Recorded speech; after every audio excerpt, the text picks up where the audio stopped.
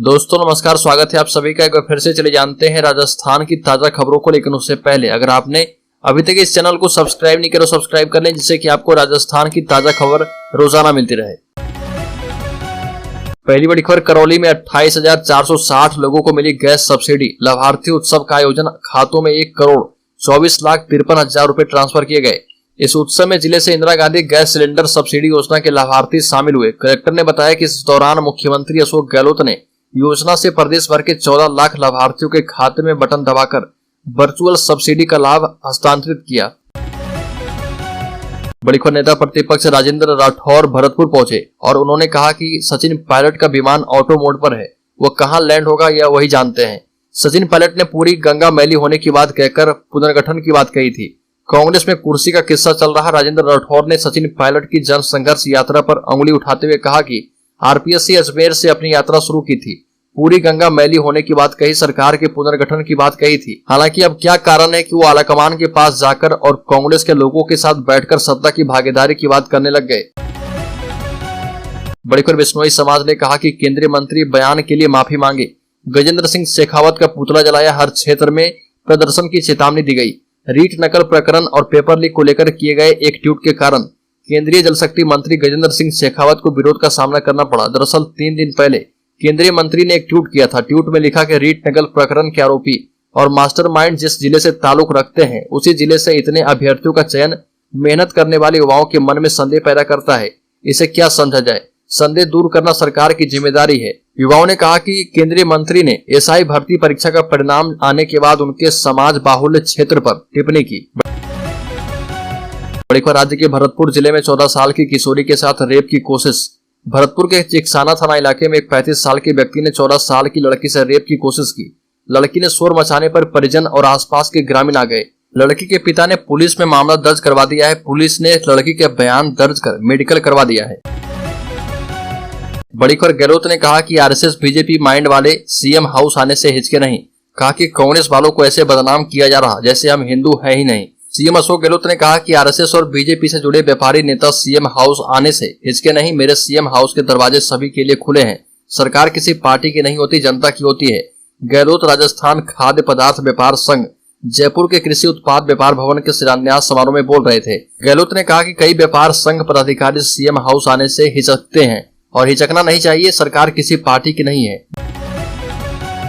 बड़ी खबर, राजस्थान पटवारी के 2,998 पदों पर भर्ती की घोषणा। राजस्थान सरकार ने राजस्थान प्रदेश के बेरोजगार महिला और पुरुष उम्मीदवारों के लिए पटवारी के 2,998 पदों पर सीधी भर्ती के लिए घोषणा कर दी है। इसके लिए नोटिफिकेशन जारी होने के बाद उम्मीदवार इस भर्ती के लिए आवेदन कर पाएंगे। राजस्थान पटवारी भर्ती 2023 के लिए योग्य और इच्छुक महिला और पुरुष उम्मीदवार किसी भी मान्यता प्राप्त संस्था से 12वीं या स्नातक में उत्तीर्ण होने चाहिए। इस भर्ती में चयन के लिए उम्मीदवारों को लिखित परीक्षा भी देनी होगी।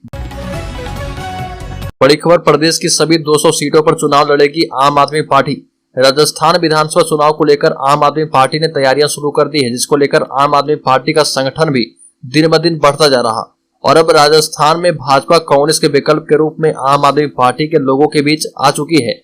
यह बात राजस्थान के सह प्रभारी और दिल्ली के महारैली से विधायक नरेश यादव ने कही। बतौर जयपुर संभाग प्रभारी यादव ने कहा कि दौसा, सीकर, झुंझुनू, अलवर और जयपुर जिलों में जाकर संगठन का काम करते हुए तिरंगा यात्रा निकाल रहे। लगातार संगठन भी बढ़ता जा रहा। वहीं 18 जून को श्रीगंगानगर में आयोजित की जाने वाली महारैली की तैयारियां भी चल रही है। नरेश यादव ने कहा कि आम आदमी पार्टी अपने मजबूत संगठन के साथ प्रदेश की सभी 200 सीटों पर चुनाव लड़ने वाली है।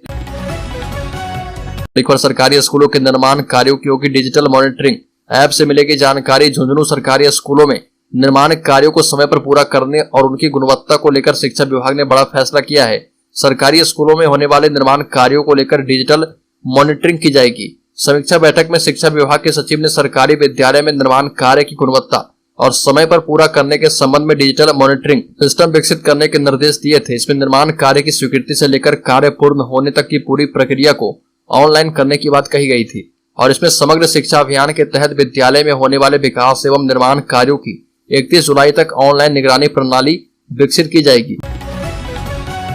बड़ी खबर, अजमेर ईडी ने रीड पेपर लीक पर मारा छापा। सुरेश ढाका के पिता ने खुद को अलमारी में किया बंद। राजस्थान में पेपर लीक मामले में प्रवर्तन निदेशालय ने जयपुर समेत आधा दर्जन से अधिक ठिकानों पर छापेमारी की। इसमें बाड़मेर, डूंगरपुर, अजमेर, जालौर आदि जिले शामिल हैं। पेपर लीक मामले में गिरफ्तार राजस्थान लोक सेवा आयोग के सदस्य बाबूलाल कटारा, ठेकेदार भजनलाल बिश्नोई समेत सभी आरोपियों एवं संदिग्धों के दस्तावेजों की जांच की जा रही है। उनके ठिकानों छावनियों में तब्दील कर दिए गए हैं। इस छापेमारी में केंद्रीय सुरक्षा बल के 50 से अधिक अधिकारी और जवान शामिल हुए। बड़ी खबर, किरोड़ी लाल मीणा ने 1,500 करोड़ के घोटाले का किया दावा, सीएम अशोक गहलोत के रिश्तेदार पर लगाया आरोप। चुनावी साल में राजस्थान में हर रोज सियासी धमाके देखने को मिल रहे। अब राज्यसभा सांसद किरोड़ी लाल मीणा ने आईटी डिपार्टमेंट में 1,500 करोड़ के घोटाले का दावा किया। साथ ही वो इसकी जानकारी ईडी को देंगे। राज्यसभा सांसद डॉक्टर किरोड़ी लाल मीणा ने कहा कि सीएम के एक रिश्तेदार राज्य ककॉम में मैनेजर के पद पर लगे हुए हैं, जो कि सीएमओ और सीएमआर में देखते हैं। बड़ीकर फिर से बोले गहलोत, कहा कि सरकार बदलने से होता है जनता को नुकसान। साल 2030 तक राजस्थान बनेगा नंबर 1 स्टेट। मुख्यमंत्री अशोक गहलोत ने एक बार फिर से ईआरसीबी का मुद्दा उठाते हुए केंद्र की मोदी सरकार पर तीखा हमला किया। साथ ही सीएम अशोक गहलोत ने आरोप लगाया कि ये लोग सत्ता में आते ही हमारी घोषणाओं को बंद कर देते हैं।